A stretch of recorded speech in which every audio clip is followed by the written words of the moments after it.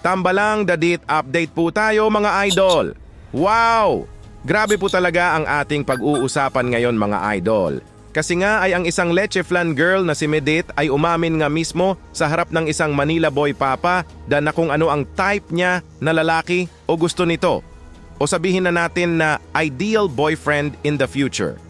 Naku po, pasado nga ba ang isang Manila boy sa isang probinsyana girl? Yan po ang sabay-sabay nating alamin kung pasok nga ba si Papa dan sa tipo na lalaki ng isang Medith. May video clip nga mga idol kung saan malalaman natin dito ang ideal soon boyfriend in the future ng isang leche flan girl. Bago po ay shoutout ko po muna ang mga leaders ng Kalingap na sina Kuya Val Santos Matubang, Ate Edna Vlogs at Idol Kalingap Rab. Pati na rin po sa lahat ng members ng Karepa, suportahan po natin sila palagi. Ito na nga po mga idol ang video clip, panoorin nyo po. So, tanong ko lang Freddy, ano ba ang tipo mo sa lalaki? Ano ba standard or ideal mo? Ako po, hindi po ako bumabase sa mga physical appearance, ganyan-ganyan. Mas gusto ko po yung very family oriented. Tapos yung marespeto, soft-spoken. Tapos yung yung may pangarap talaga sa buhay. Grabe. Parang ako natin dinidiscuss. Wow. Grabe. Parang ako natin dinidiscuss. Wow. Hindi ko po ba ikaw? Laro na lang nag-assume. Ano lang, napatawa lang ito. Nag-enjoy ko sa usapan natin, napaka-mature na usapan natin. Grabe, napasabi nga si Papa Dan na baka siya na daw ang hinahanap ng isang Medith. Naku po, joke lang naman daw ito, pero malay po natin na ang joke na iyan ay in the next few days or next week and maybe next month and even in years ay magbago na yan at ang joke na sinasabi ng isang Papa Dan ay maging totoo na kumbaga ang joke ay naging true love.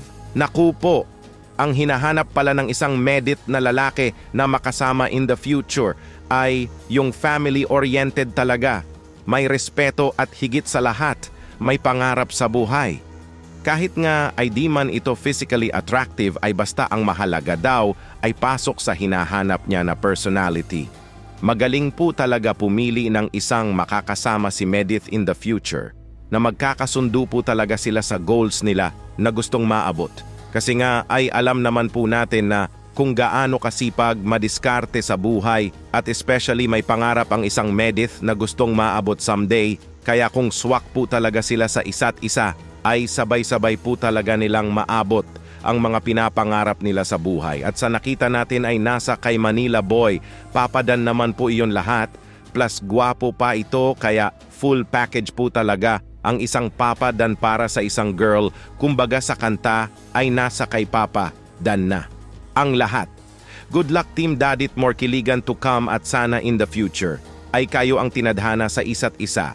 Ang hinahanap naman po ng isang Medith ay nasa kay Papa Dan naman po lahat. Ano po masasabi nyo mga idol sa reaction video natin ngayon? Pasado ba ang isang Manila boy Papa Dan kay probinsyanang leche flan girl na maging future nito? Mag-comment lang po kayo at pag-usapan po natin yan sa comment section.